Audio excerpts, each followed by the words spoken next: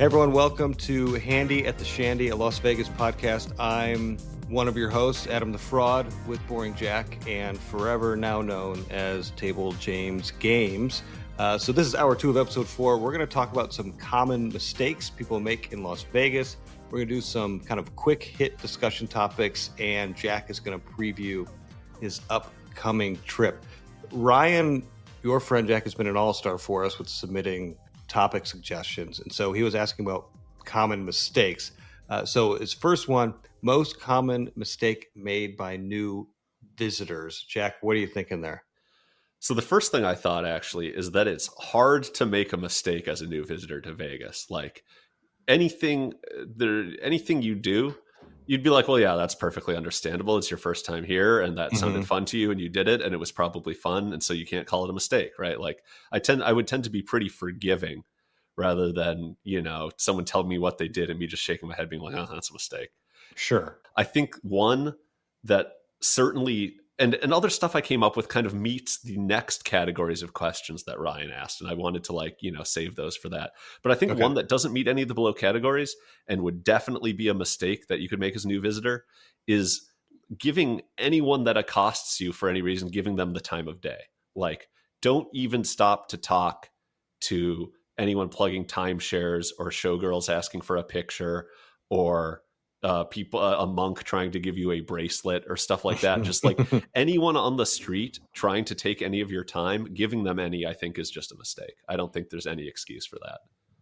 Yeah, I like that one. Mine was going to be more about expecting too much in terms of maybe results from gambling or maybe future offers. I'm seeing this more and more pop up on like social media and Reddit, where people are saying, "Oh, I gambled this much and I'm not getting any comps or anything." And I think there's just a misunderstanding of how generous a casino should be when it comes to gambling. And I'm not trying to play like corporate shill here, but I'll see people, talk about what their kind of coin in is, and it's pretty low, and there's no shame in that. But then expecting a boatload of comps, and maybe that's like just an influencer thing, because I've seen kind of some nonsense spouted online all the time about like, oh, if you gamble $100 here, you can expect free rooms and potentially free resort fees. And I'm like, that is not even close to accurate. I think you can have fun with $100, absolutely gambling, but I think some people go into it with certain expectations of either like results gambling wise or just maybe what they expect to receive on the back end from casinos. And I've always said that like the best thing that ever happened to me was the first time I sat down at a table in Las Vegas. I got my ass handed to me, and it just established it just anchored me of like, this is what I should expect when I gamble. And I kind of respected the grind a little bit more, if you will. Well, as an improviser, I like to say that mistakes are gifts. So I actually, this is why I asked. It's so endearing. I asked Jack. I was like, "What do we mean? How are we defining mistakes here?" Like, I agree with you, Jack, saying, and to be clear, I refuse to define it because I think, I think us just each answering the question with what came to mind, I think is better than like us all agreeing on like a definition of how many points in each category makes something a mistake, and then we just compare scorecards, right? Well, the worst fucking thing about this podcast is now every time I text you, Jack, you're just like, save it for the pod. I can't even like talk with my friend anymore. So yeah, well, you guys are making me feel like a jackass. Where it's like you both are like, there's no mistakes. You're like gentle parenting these people, and I'm like, no, you guys get your act together before you get out there. And I sound like a jerk now. No, I mean, I agree with Jack. Like giving anybody, but this is not a mistake for Vegas. This is a mistake for if you're traveling ever. And I'm gonna add that first timers, I think they make the mistake of not realizing how, especially if you go in the summer, how hot it's going to be. So like how much you really need to how much you need to be hydrating, and thinking that, oh, it's not that far to walk to this other property. Like it can be a far walk. Shut up, Jack. But most people they don't realize it, that it's hot out. So I think that's a mistake. I like to think that I'm very well hydrated when I'm in Vegas now, but I've definitely made that mistake before of not being. I think that's a great point because it is brutally dry there. Like you say, oh, it's hot there, but it's a dry heat. But what you forget is that just means that like your entire body is being like devoid, I don't have a good word for that. moisture is being expunged from your corpse at alarming rates. Corpse. Well, when you yeah. walk, do you have like one of those hydro backpacks on, or did you share like a straw? With No, Duffy I when you just guys get walked? I just get a $7 Gatorade at like Okay. 2 different sundry shops on the route. So Okay. it's an expensive walk. No, All right, well- I try to stop by the CVS and get it for half the price. But no, I find that hydrating in Vegas is really difficult to remember to do, and I have to. I might as well just like set a timer on my phone to remind myself to drink water. I think that would go a long way. Do you not just every time you get a drink also ask for like a water? Like every time I get a drink, I'm also getting a water. A sidecar. It's a great idea, and I've thought about it, and I've attempted to implement it, and I've never done it. I would just get one of those big Fijis, the official water of Las Vegas, and carry that around with me pretty much all day, because otherwise I won't remind myself to do it. And that's talking water. That's great. I had one other for a common mistake made by new visitors, which is scheduling things too close together. Like, sure, yeah. There's enough things going on in Vegas at different times of the day that you can make yourself a very rich itinerary and then find yourself without the time between things to enjoy them or recoup or move around without stressing about it and stuff like that. So yeah, that's been a challenge for. I think that's especially a challenge for planning with Type A people or non-gamblers who like want to jump from activity to activity and don't understand like sometimes Vegas just happens and you just gotta be in the moment and enjoy it. I think that's a good one. Second question: most common mistake made by even veterans. Are you guys going to baby these people too, or do I have to step in? And now by veterans, we mean like people who have gone a lot, or like people No, go to grandfather, war veterans specifically, We're active talking duty vets. military personnel. What yeah, do they we do wrong in refused to Vegas? define these terms for James, and now he's Exactly. just Amelia Bedelia-ing it over here. Yeah, no, I meant veterinarians. Excuse me. Perfect. Yeah, they bring their animals in the casinos. That's right. Yeah, there's a lot of them. All right, most common mistake made even by veterans. I mean, this kind of goes with what James was saying, but I think it has to be drinking too much. I think no matter how many times you go to Vegas and tell yourself that you'll exercise temperance the next time, you can find yourself in a spot where you waste a morning because you drank too much the night before. And I'm defining too much here as an amount that causes you to miss out on things you'd otherwise like planned and wanted to do. Right. Yeah, I think mine's gonna be a little bit different, but I like that one a lot. Mine is that you get too attached to a particular rewards program. I've been guilty of it. I know a lot of people have as well. And we start, I think I hear people say like, oh, this program never gives me good comps. And in my head, I'm like, well, are you actually even playing there? Because like I know you and I've seen you and you're just playing with MGM or you're just playing with Caesars or you're just playing at Win. And so you never really have experienced that casino. You haven't given them a reason to give you comps. And I think there's just kind of this pull that people have towards one particular program, and you just get so entrenched in it that you're afraid or just you can't see the value in branching out. Exactly. So I've been trying to do that. I've been so into the MGM rewards program for so long that I have, even though I have status, like I have to break away and try other places because I can't complain about MGM and then keep running back to them so often. I think that's something that quite a few people do. Yeah, and this is the difficult thing for me about the mistake. If I don't want to sit here and tell people like you shouldn't live your life this way, et cetera, et cetera, et cetera, right? That's what podcasting is about, James. Yeah, it's about having opinions and letting other people know that yours are the correct ones. Yeah, we're on a horse that's pretty high, and we got to let them have a horse.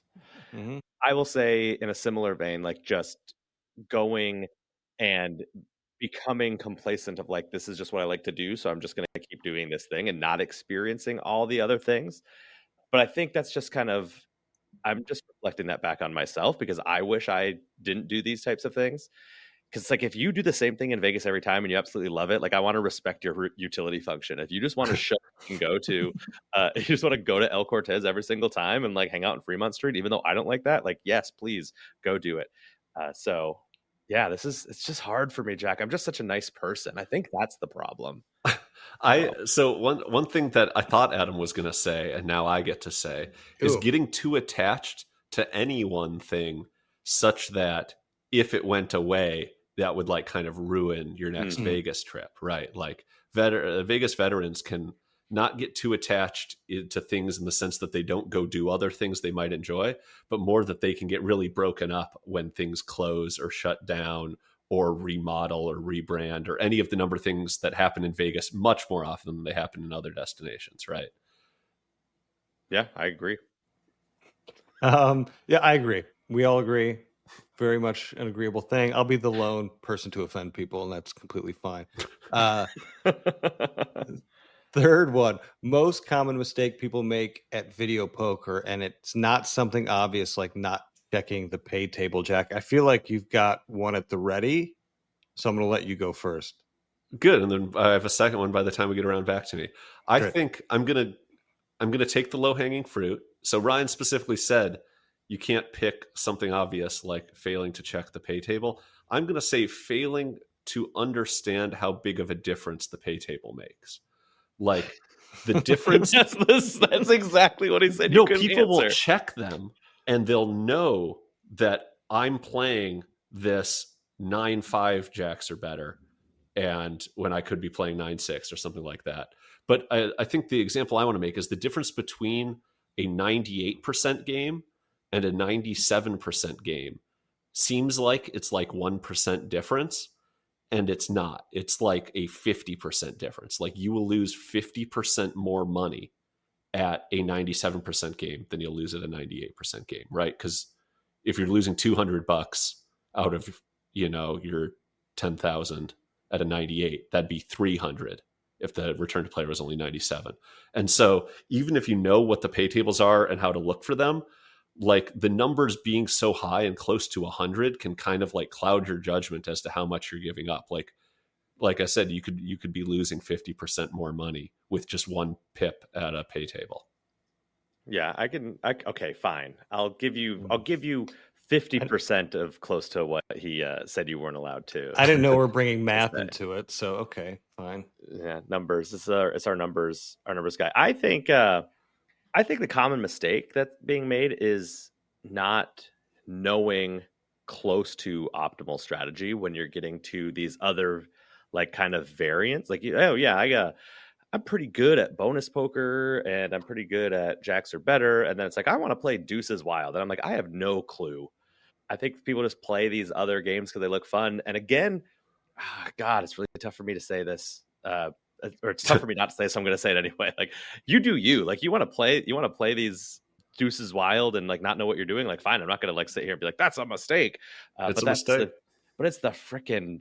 It's on my agenda here that I have to say it's a mistake. So that's what I'm going to say. Like playing a game that you don't necessarily know. And I'm not saying you have to play the optimal strategy. Like if you want to go for more royals and every now and then you know that, oh man, I really shouldn't be holding ace 10 of diamonds Sure. because you never hold ace 10 to play optimal strategy, but you're playing quarters and you're like, whatever, I'm trying to win $1,000. Like I'm never going to say like that's bad, but it is a mistake if you're just looking at the math. So I think not knowing what the best strategy is what I'm going to go with, which is another low hanging fruit.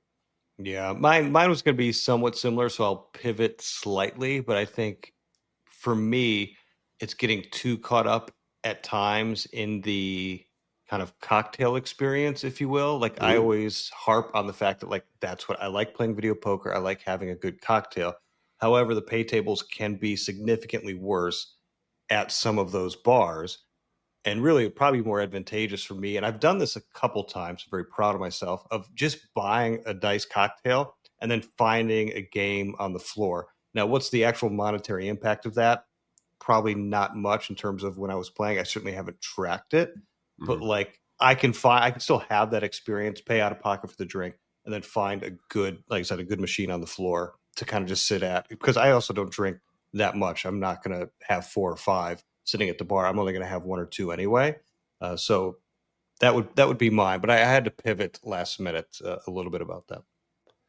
And then I'll take what I think is truly the answer. Like, what is the most common mistake people make at video poker? It's not noticing that they were dealt a pair. Like, if you're dealt like King 5, Jack 9, 5, and you don't notice that that has 2 5s in it, and you hold like the King Jack because it's suited, you're just like hemorrhaging value. And everyone, good video poker players, seasoned veterans of foreign wars and of video poker bars, like the number of times that you make a hold and be immediately like, oh shit, I had a pair, is brutal. And the difference between most paired hands and any like random 2 to the royal, like a King Jack suited, it's a gulf. Like what the pair's worth like twice as much. And so I think not taking the time to slow down and see if you have a pair before hitting draw is by far the most common mistake anyone makes. Do you think it's they're not noticing, or they just don't know that particular part of the strategy? Because I feel like some people will think like because it's jacks are better is kind of that floor, right? And so they think, well, I have to at least get that. And the odds of me hitting another one of these or getting another dealt pair, right? Getting a trip or quads or getting another pair dealt to me, that seems like that's not as likely as me pairing up this 2 face cards. If that makes sense. I think it's both. I think I think among people that know the correct strategy, it's still a very common mistake because it's just easy to miss those pairs. You don't get a little dink that says you got one.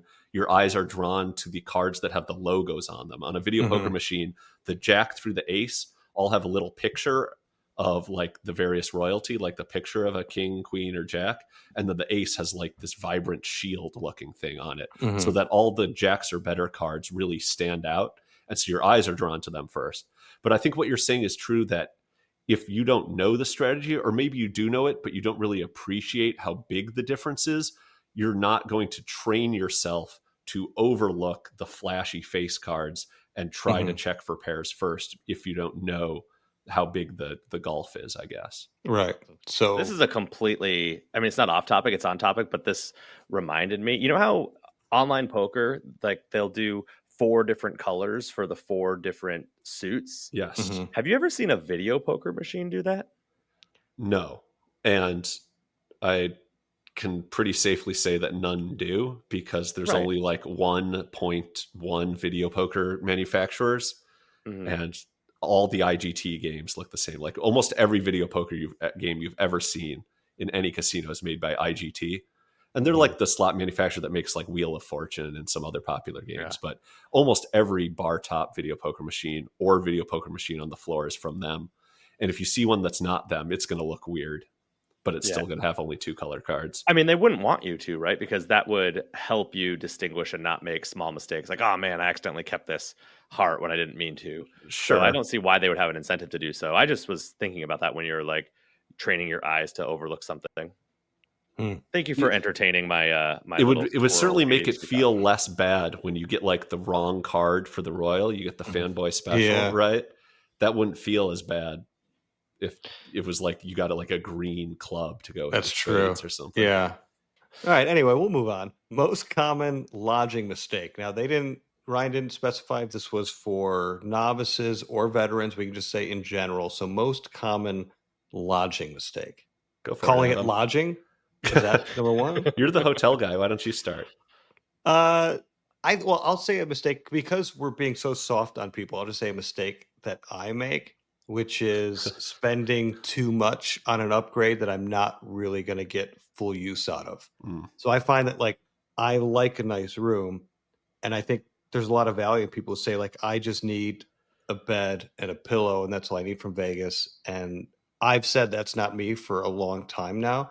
But I'm now realizing that the more I'm there, that actually kind of is me to a certain level. Like I don't want to stay at like the lowest of the low end properties, but there's a lot of places like that I haven't been to, like Park MGM, which just the rooms don't excite me that much, but I know I'd be perfectly comfortable in, or like New York, I'd be perfectly comfortable in there.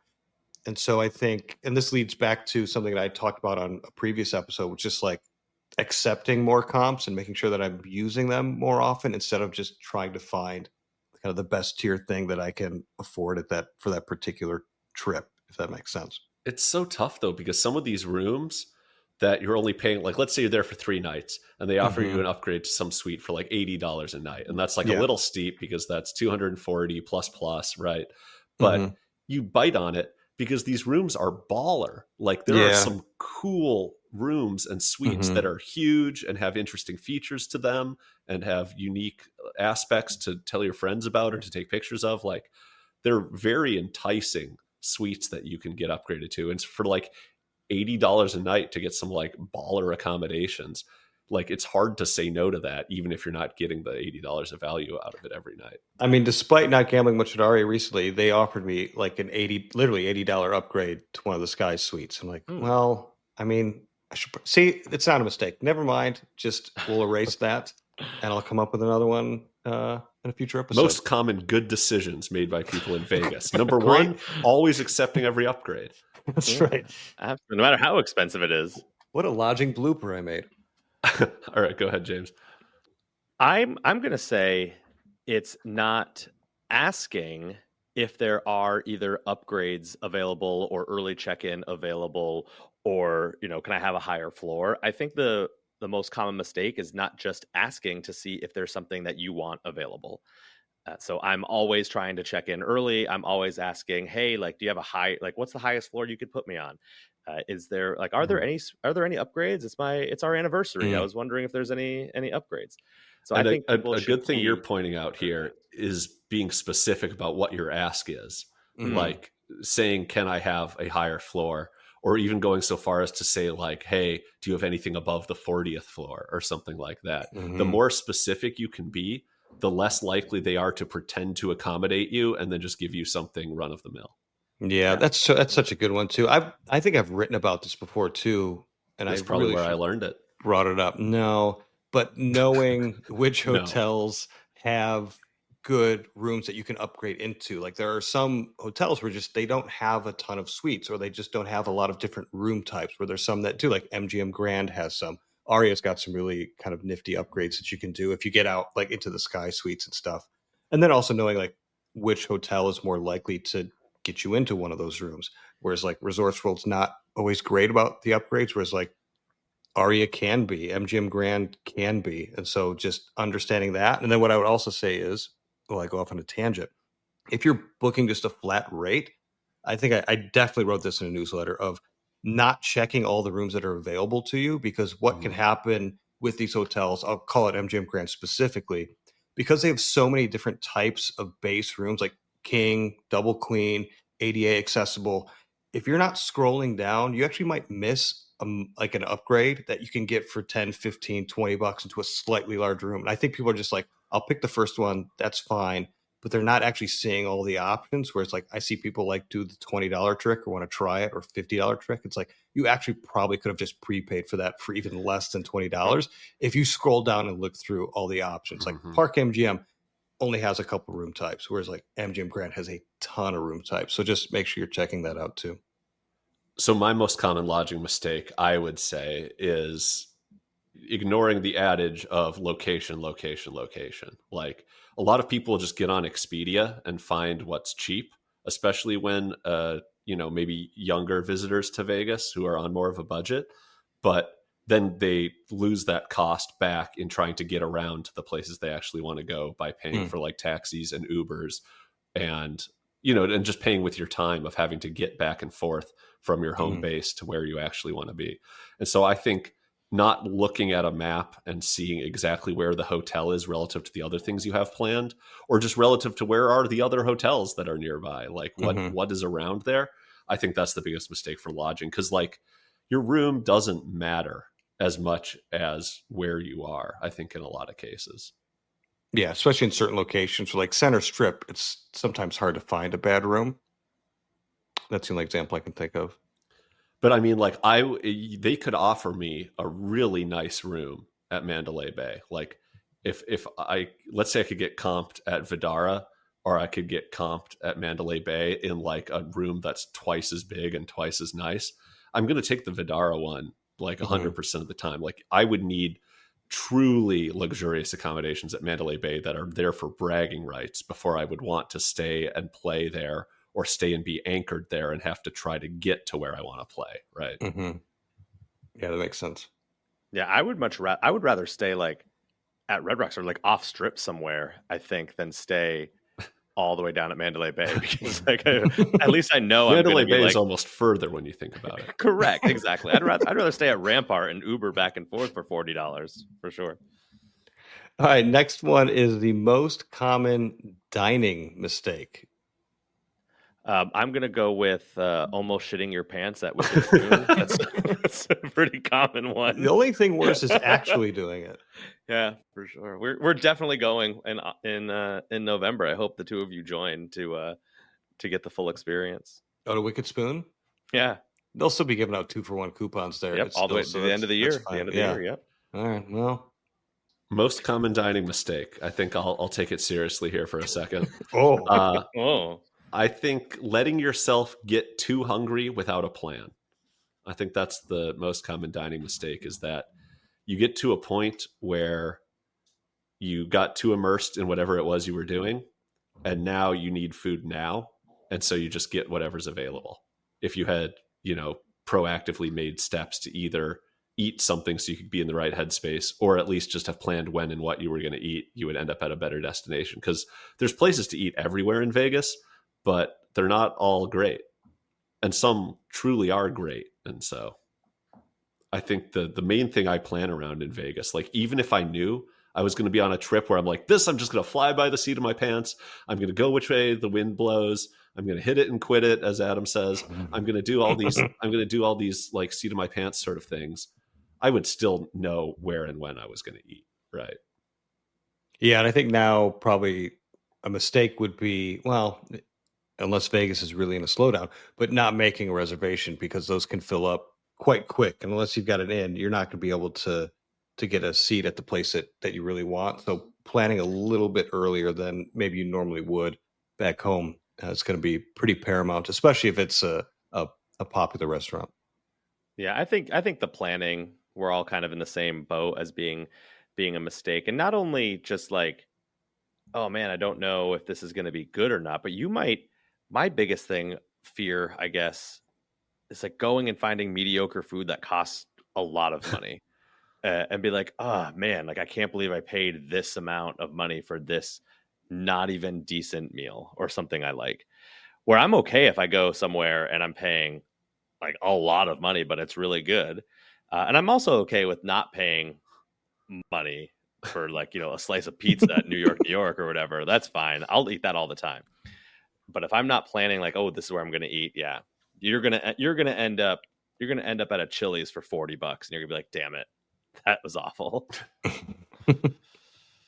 And that was talking mistakes. All right. That was talking most common mistakes. So quick discussion topics. Jack, was this yours? You put this one together? Yeah. So we might not go through all of these that I have here. And in the future, I might not even share the things I'm going to say here. But my goal here is to just kind of throw out a thing that is either unique to Vegas or ubiquitous in Vegas, or is reminiscent of Vegas in a certain way, and ask you guys kind of to rate it on two different axes. One is like, is it good or bad? Like, is it a positive or a negative? Are you for it or against it? That kind of sort of question. And the other is like, is it for you? And so like an example would be like zip lines in Vegas. There's a couple of them. I would be willing to say that I think they're a positive, but they're like, it's not for me. I think we're probably going to have very few people say something is negative, but it is for them. But I'll be curious if we get that particular. I've got one. Okay. Yeah, I've got one clear cut one. But zip lines, I'm in the same boat. Not for me, but yeah, fine. Do it if you want to. Just don't get stuck downtown on that one. Yeah, and I think I already talked about one thing that is awful about this podcast is that I can't text my friends anymore because they say save. And the other thing is, I think the three of us are similar on a lot of things, right? So we'll bring in someone who's just completely different from us and be like, oh yeah, I'm only here for the zip line, right? Like you're Tim Robinson or something. You're here for the zip line. I think they're great. I would never do one.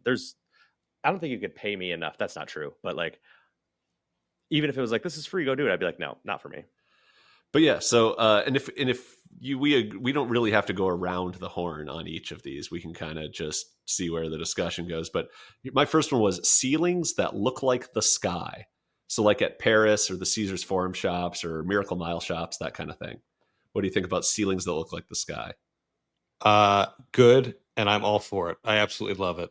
I think it's kitschy, and it reminds me of like a really bad Italian restaurant that's trying way too hard. And for some reason, I just completely dig it. I think they're great, and I enjoy them. Well, I don't even. It's not even that I enjoy them now. It's they just remind me of like the first couple times I went when I was like, "Oh, this is so cool," Mm-hmm. and so I just kind of still hold on to that nostalgia of how much I used to think they're cool, and now I'm just like, "Oh, that's there." Oh, see, I'm so glad that I put this one in then, because I think I'm way on negative and not for me. I think they're just bad, Mm. and the reason I don't really like them is they don't actually lean into the theming in any like notable way. It's like, oh, like Paris, it's known for having sky in ways that like Venice isn't, or like the Caesar's Forum shops have sky, and it's like, Mm. but the Caesar's Palace doesn't. It's like there's no thematic reason to be like, oh, Egypt doesn't have the sky, but Paris does, right? Like, so it just to me feels like really, I don't know, tired. But Mm. So, do you want like unique skies? Like you want like World War II France over Mm. Paris, where there's just like missile fighter jets? yeah, that's that would do more for me than just Mm. kind of a vague blue situation. All right, next one, video kino. You know, you're sitting at the bar and someone next to you is playing ding ding ding ding ding ding ding ding ding ding ding ding ding ding ding. It would this is the one where it's not for me. And if they made it illegal to play video keno, I would not protest it at all because it's the most annoying game. And if you're sitting next to someone who's playing that stupid caveman version where the pterodactyl like oh, I want to just strangle the person who's Oh, playing it. And like half the time they're not paying attention. They're just doing the thing. And that thing it comes across like every minute and a half. I've gotten up and just left because I can't stand and they all play it on like max volume too. Like there's another register. It's like this is Spinal Tap where like for some reason Caveman Keno has another level of volume that goes up to 11 and they all play it up there. I can't stand it whatsoever. I love video Oh, keno. fuck, get out of here. uh, Mainly because I like grew up on playing Quick Draw in New York and Keno. I'm a huge fan, and if I'm like trying to just kind of kill some time, I'll go to like just playing $1 and getting some drinks. And my favorite version is the caveman for Yeah, sure this is because you can get all 3 eggs and get 12x or 16x, whatever it is. Oh man, yeah. So I'm gonna say it's great and it's for me. it's fun podcasting Nice. with you guys. I'm Made it 4 episodes. I'm a bit between you guys on this one in that it's not for me, but I think I'm in favor of it, and I think the reason I like it is it is a game that the game of chance that you're playing is fair, like a video poker game. Like it's not a slot machine, and it brings people to the bar top to play a non-slot game that otherwise wouldn't be willing to play video poker. And I appreciate that, right? That it is a game that mimics a physical game like video poker is, and it follows the same rules, and you can know what the house edge is just by reading the pay table and all the things that kind of I like about the rote mathematical nature of video poker. Obviously you don't get the like decision making aspects of it, but I can see like I would be sad if it went away, because then all those people playing Keno would just be playing like kitty glitter slots or something like even That's more fine. brain melting. Well, Let them go blow their cigarette smoke at someone else's face instead of me with that dumb pterodactyl squawking at me.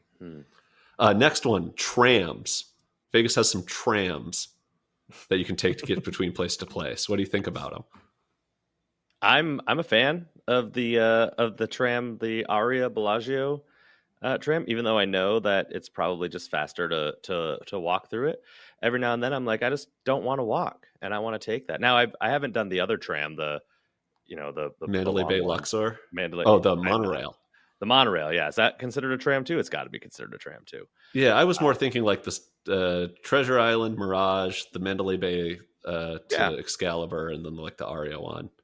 Yeah, I mean, I'm pretty neutral on them, but if you make me choose, I would say that I'm for them and I use them every now and then. Jack, I feel like we've had a discussion about the awkward placement of the tram stops in the Aria Express. We maybe did. I think that tram in particular is a complete trap. Like it would be faster to walk even if the tram had just arrived as you got there, right? But I was a lot less mad about it once I realized it's more for ambiance than actually moving people efficiently. It's just like to make city center look like a city in some way. I was like, oh, okay. And they advertise it in Park MGM. Like, I don't like them advertising the tram in Park MGM because you have to walk a hell of a way to get to the Aria stop. You're already at Aria by the time you get on it, right? So it's just you just take it to Bellagio then if that's what you're going to do. That's a really odd advertisement. I don't mind the one at Mandalay Bay if you need to get to like Center Strip. I actually kind of fond of that one. Fond is not the right word. It's convenient. It's very linear. Very fun. It goes straight north south and it covers a lot of ground. Yeah. Yeah. And the pickup points are obvious as well. But yeah, that Aria Express tram is just really wonky. All right, here's one: casino chips. I need a little explanation of like. I put this on here because I could not be a bigger fan of casino chips. Like the fact that you exchange your money for like this weird fake currency that comes in like these homogeneously sized discs that you then get to click and clack and toss around, like all the mechanics that you do when like betting with chips, whether it's like placing them in a tight, neat stack where you just kind of like plump them down on the table, or whether you kind of do like a little spin as you toss it to a dealer, or the way they roll. I mean, like, I feel like the tactile nature of playing with casino chips is what makes playing table games fun in Vegas. Like if they replaced the chips with like a terminal at these table games and kept everything else the same, it would completely ruin everything.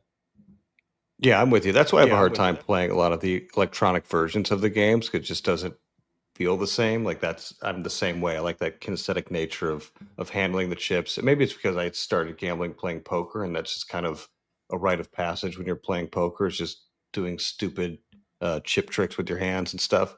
But yeah, like the playing craps and getting a good toss at the dealer, and they catch it. Like they all just fall perfectly in their hand, and they give you a little thumbs up, or there's just kind of that camaraderie in there of just the stupid chip tossing. There's just something to it.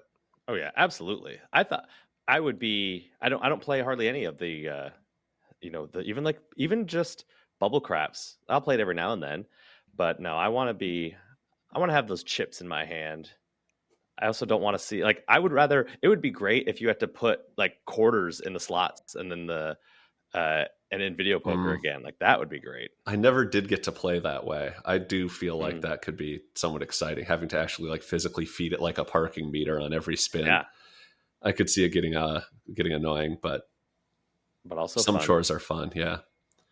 All right, we're going to call that good enough for now on the quick discussion topics. We'll see if we bring this back. I just wanted to have some filler in there, and I had some things I wanted to talk about. Mostly, I just wanted to hate on casinos that look like the sky, and then I put everything else in after that. But I was glad that you guys played the like good cop for that one. Yeah, you didn't know my hatred of Video Kino was coming down the pipeline, though. Right. I thought I might have been the lowest on it, but no, I can't stand it. Anyway, in more positive news, Jack will not be playing Video Kino, I'm sure, on his upcoming trip, which is pretty soon, just in a couple days. So what's the plan?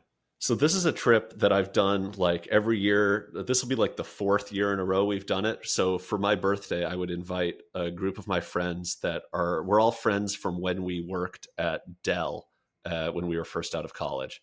Every time we've done this trip, we have done 2 nights downtown and then like 2 nights on the strip. And part of the reason we do that is because the downtown nights for the weekend are just like so much cheaper, especially in the past, where if the strip was $179 a night at like Bally's, downtown would be $79 a night. Right. And just the gambling being more affordable, lower limit there has always been a big win for us. And there's a lot of stuff down there we've grown to like that I'll talk about a bit here. But I did want to kind of start this off and talk about the fact that downtown is getting worse. And I think it's not just the recent news about like the Derek Stevens properties where the video poker at all their bars, the like one good game that was at all their bars is now gone. And not about the fact that Golden Gate doesn't have table games anymore. Those are kind of Right. just more symptoms of the larger problem, which is like Downtown Grand was doing this shit. The Boyd properties are doing this shit. I think the only property that hasn't done bad things for the player in the last like 2 years that you could articulate, like we even talked about the Kings Bar at Four Queens used to have like 10-6 double with a regressive, and now it has like some bullshit that's not worth playing. The only operator that's not doing this stuff is Jonathan Jocelyn, the Plaza. And so we're definitely going to play at the Sand Dollar Bar there at some point on this trip. And I think I booked, before we learned this, I encouraged everyone to book at the D. And so we're going to stay there, and we'll probably play dice there. But I don't really know how much gambling we'll do there beyond the dice at the D and the View Bar with that bonus poker progressive. But yeah.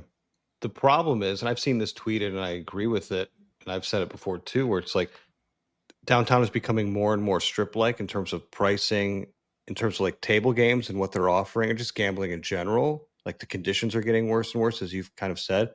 But like, why not just stay on the strip then, if that's what you're going to do? Right. Post-pandemic, they changed a lot of their minimums at a lot of downtown properties. Yeah. And so you would say, okay, the minimums are now encroaching on the lower end of the strip, or perhaps even on the level of the lower end of the strip when you see that all the crap stables are like $15 now. But at least you could tell yourself the odds are better. So even if all the limits are higher, at least everything's still 3-2 blackjack, 10 times odds on craps, and the video poker at the bars is like 98.5 or stuff like that, right? That's not true anymore either in a lot of cases.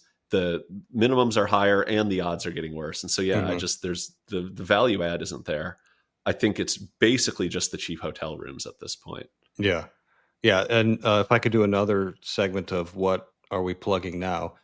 So I subscribe to the Vegas Advantage Patreon. I've been doing his paid content for a while now. He does all the table game surveys, and just seeing the limits like gradually quarter after quarter go up downtown. It's like, what is happening here? Like, I wish he would put it in chart form or just like some sort of graph just to see, because it's been absolutely insane. What do you think is leading to that, Jack? Like, is it just casino operators seeing that there's profit to be made? Is it the average visitor to Vegas is no longer caring about the gambling? Like, what do you think it is? I'm not certain, because I think they must have at some point realized that they lost their kind of more budget focused clientele. And maybe it's because they went off strip or they're playing at locals properties, but they used to pride themselves on having low limit games with low house edges. And at some point, they either realize they can't make money doing that, or that the people that used to come for that just aren't coming anyways. And so they're catering to a shrinking audience. Yeah. I don't have a good answer for it, because I feel like if that was the way to make money, they could have done it in 2018. They could have just jacked everything up then and worsened the odds then, and they would have gotten the same, if not better, results. So I can't really explain it. But so some things I have coming up on this trip, like I said, we're doing 2 nights at the D and then 2 nights at the Cosmo, and some places we're going to check out that I haven't been to before. We're going to try to do Friday night when we get in, maybe get a drink at Glitter Gulch Tiki, which is like kind of right near Nacho Daddy on maybe 4th Street, I would guess. And it's a tiki bar that is not one of the like storied off strip ones, right? Like the two that everyone knows about are Frankie's and Golden Tiki. And then other than that, Vegas has kind of had a dearth of tiki drinks, right? Like you can get frozen smoothie slushy style rum drinks pretty easily, but to like an actual tiki bar, there's just like none on the strip and none downtown until this one. So I think that'll be kind of cool to check out and see how it compares to those other two that we like. Yeah, there's one at Resorts World that doesn't get great reviews, and that's the only other one I can think of. And it was originally like the lounge at the Genting Palace restaurant, and then they just decided to tiki-ify it. And I haven't been either. So I don't have anything one way or another, but I thought it was an interesting transformation to try to make. I've never been to a tiki bar in Vegas, and I've been invited multiple times, and I'm just like, I don't get this. Like, why would I do that? Oh, I recommend it. I think they're pretty cool. Which one's your favorite? Frankie's. Oh, see, I go Golden. I mean, I respect Frankie's. I respect what it's done, but I kind of like the Golden Tiki vibe. Can you gamble at these places? You can gamble at both. Mhm. Okay. Yeah. All right. Then I'm in. The Golden Tiki has a lot more around it. It's on Spring Mountain Road, which is like the Chinatown Mhm. / General Asia Town district of Vegas, where you get a ton of like good Korean, Chinese, Vietnamese restaurants, all that kind of stuff. And so you could walk out of there and walk into just like 6 great restaurants. Whereas if you walk out of Frankie's, you're walking into like a gas station or the UNLV dental school. So, And you're completely blinded for oh, probably a good yeah. 3.5 minutes. It's Yeah. so dark in there that your eye, if you go in like the daytime, it's brutal. It is 24 hours. So I have gone and started my day at like, 11:30 in the morning, getting a tiki drink at Frankie's Nice. and then leaving it at like noon and being like, what is Just going like on? you can't see anything. We're going to try to check out Stadium Swim. I've actually never been up there.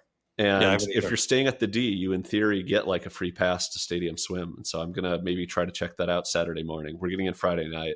We're going to be downtown all day Saturday. And so I'm going to try to check out Stadium Swim. Of course, the Sand Dollar Bar doesn't open till 4, but we're going to try to get in there before dinner and have some beers and play some full pay video poker for 50 cents. And then we're doing dinner that night at La Tai. And I've been there for like their lunch special before. And I just thought it was a good restaurant that was easy to get a larger group into. I think we're down to only having 6 people. So it was going to be a bit bigger of a group when I first made the reservation, but easy place to get in, and you can get out for probably like 20-25 bucks a head for some great Thai food. Yeah, that's great. I think it's been like 10 years since I've been there, but I remember it being fantastic. Yeah, so it's kind of on East Fremont between like the D and where the container park is, kind of maybe across from El Cortez, that kind of area. Mm-hmm. Then Sunday, we're going to move to the Strip. Sunday and Monday nights are at Cosmo. Sunday night for dinner, I have reservations at Zatinia, which is on the first floor of that big atrium at the Caesars Forum shops. Mm-hmm. If you come in from like the Strip entrance. And it is a Jose Andres restaurant that does Mediterranean food. And I don't really know much beyond that. I looked at the menu once and it looked great. And I think it's probably the only Jose Andres restaurant in Vegas I haven't been to. So I'd like to try it. It opened within the last year. Yeah, I didn't even know it existed. Same. Yeah, so I'm excited to report back on that. We're going to try to do the ski lodge, either that Saturday or Sunday. We've been there a couple times, and every time the drinks are impressive in their design. Like, not only are they good, but they're unique in ways that you would not think a drink would work. Like, you read the ingredients and you're like, what are they thinking? And then you have it and you're like, that is good. And you don't need a reservation for that, do you? You don't need and can't get a reservation for that. All right, cool. So they end up with quite a line lined up in front of it a lot of the time. And as a result, I think they've started opening earlier. I seem to remember that it was like 5 on the weekdays and 4 on the weekends kind of thing. Now it's 2 p.m. on weekdays, and they just open at noon on the weekends. They're just like, fuck it, get in here. So we're going to try to do that. So in November, are we going to do a shot ski there? Because they have shot skis in there. Yeah, we could do it. I would like at some point for us to kind of just talk about the various speakeasies in Vegas that we have or haven't been to, and maybe plan a couple that would be good for us to try to get into when we're there in November. Yeah, we could do that. Stalking the Strip. Another me just plugging so many things right now. What are we plugging? Stalking the Strip, which is a YouTube channel. I think he's been to like every speakeasy. So I think he's got a video on a bunch of them. And then the only other thing we didn't plan anything for Monday night dinner, but it's only going to be 3 of us left by that point. And I'm kind of hoping I can get people to be interested in something like Joe's Stone Crab and Prime Steak, also at the Caesars Forum shop. So a bit of a theme there unintentionally. I guess maybe not unintentionally. I think the theme is that I just never fucking go there because it's the Caesars Forum shops. And so as a result, if there's restaurants there that are good, they will have completely eluded me up to this point. But at one point a few years ago, 3 of the top 20 highest grossing restaurants in the US were Joe's Stone Crab in like New York, Miami, and Vegas. And so I do kind of want to see what the fuss is about. I would like a steak and a lobster tail or something like that. In Vegas, that just sounds really good after a long day of drinking. And so the fact that I haven't done that yet, but I've done most other steakhouses is kind of interesting. The only other thing I wanted to touch on with regards to this trip and ask you guys about is MGM tier status. And so I'm sitting right now at like 40,000 out of 75,000 MGM tier credits, 75,000 being the amount that would get you gold status for all of 2026. Mm-hmm. It is pretty difficult to get status there without utilizing their tier accelerator. But also, I don't really gamble at a level where I get to make the most out of their tier accelerator, Mm-hmm. right? So to fill people in on what their tier accelerator is, if you earn like 5,000 or more points towards their program in a single day, they give you some additional multiplier on top of it. So you get an extra 25% if you earn 5,000 in a day. But if you earn 10,000 a day, you get an extra 50%. And then if you earn like 20,000, you get an extra 100%. They just give you another 20,000. So it's a way to accelerate the status for their biggest players. But it also kind of makes it so that their entire program is calibrated around the fact that you can earn these points in these big bursts. And this is something Caesars has been doing forever. And they're more generous. Yeah. And so I'm trying to wonder, can I even get to 10,000 tier credits in a day? And I think the only way to do it would be through a hefty amount of like spend in addition to my play or something like that. But I'm kind of looking at that, just trying to decide, am I going to get gold for next year? Because gold comes with some decent stuff, like a 2-for-1 Wicked Spoon buffet. But no, more seriously, like it comes with the free resort fees, which I think is really important when you're looking at offers online that are otherwise comped. Mm-hmm. Knowing that it's going to be fully comped because of your status where it otherwise might not be, I think is a big perk that I would want to achieve. But I am running out of Vegas trips left in the year that I'm going to be putting in heavy play at Cosmo. What are you guys looking at in terms of 2026 tier status? Well, I'm at 55 for MGM, so and you'll I get have there. I'll get there. Well, also if I'm not going to, I mean, in Pennsylvania, I'm just going to load a couple $1,000s onto, online and just play until I get it if I really need to. I'm not too worried about it. I'm already Diamond Plus at Caesars because I went to like a 10x multiplier, and you can beep that out, I guess, to get there.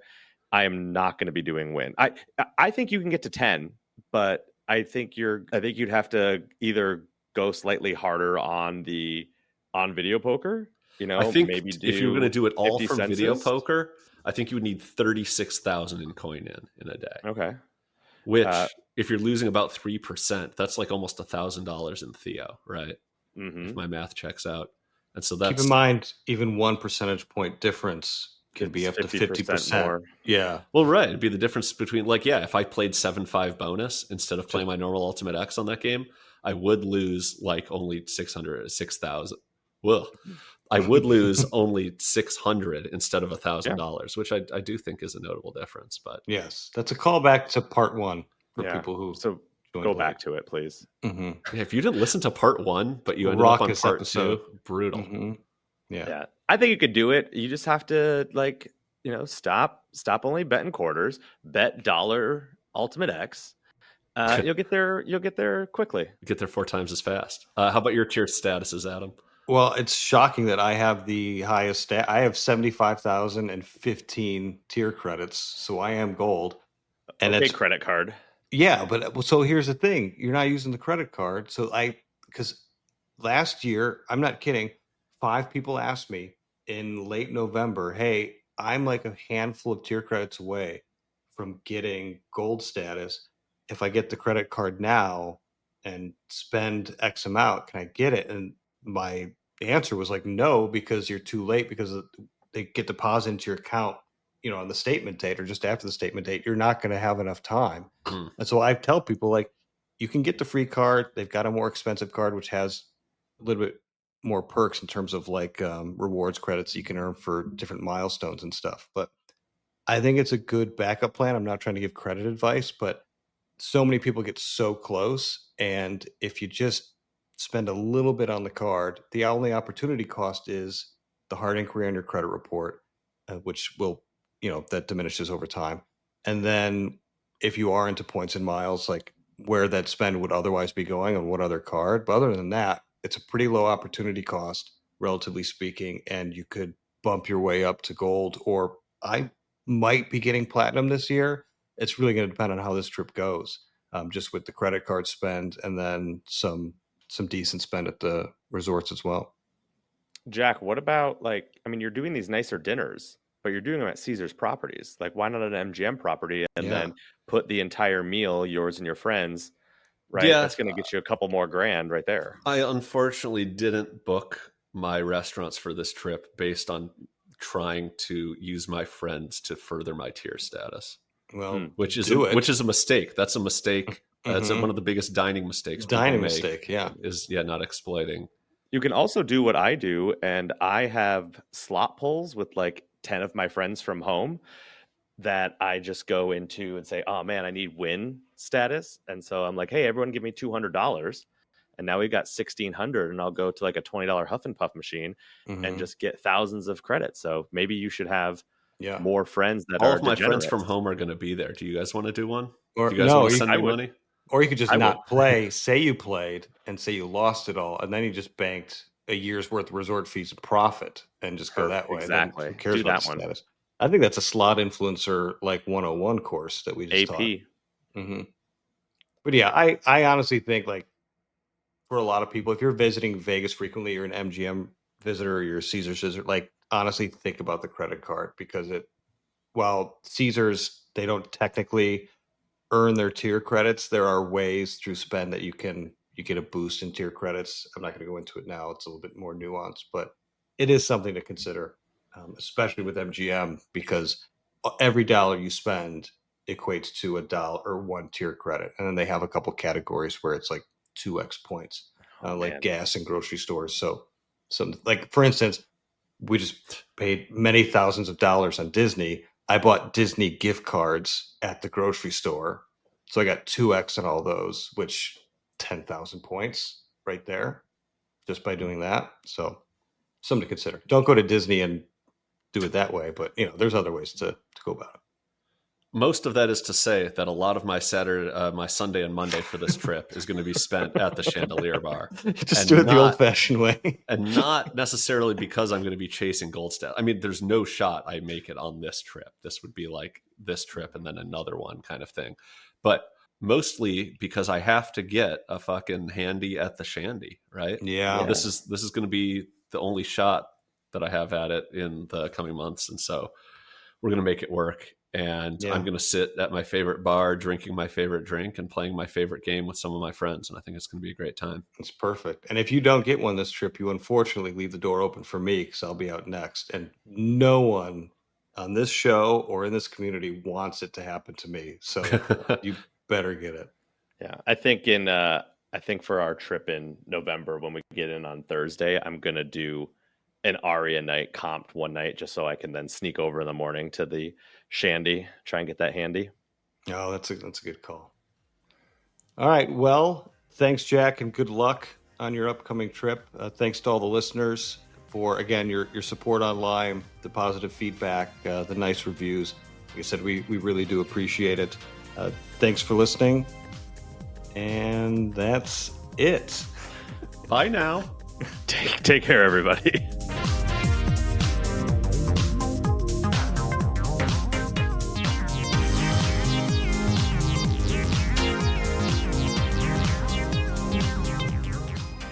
I'm not doing a take two. Let me just keep it.